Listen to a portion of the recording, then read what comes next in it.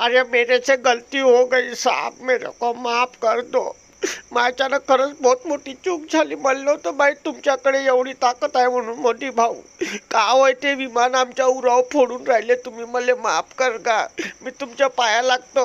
आबा नालीत पडलेला चेंडू काहून तुयावा आली तर फाटले का बा तुई भाय फाकाला झोडत होतास ना. आमच्याकडे हे तोप आहे, आमच्याकडे ते तोप आहे, मग कोटा गेले तोय तोप चिमले का जंग खाल्ली चुकलं जी साहेब, माझं बहुत चुकलं. मला आपल्या बापासमोर हुशारी नव्हती दाखवायला पाहिजे होती. शेवटी बाप बापच राहते. आबा पिशवीमध्ये फेकलेली उलटी.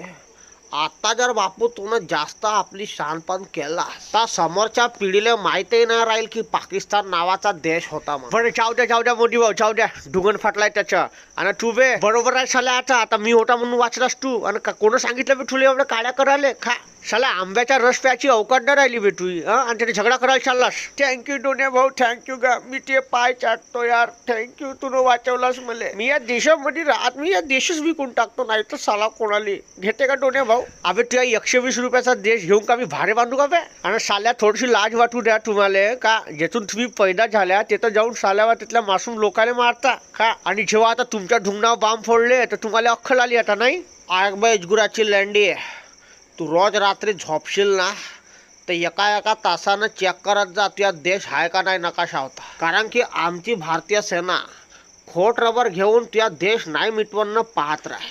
आजी नकोजी साहेब, नकोजी. खरंच राहू द्याची, खरंच गलती झाली.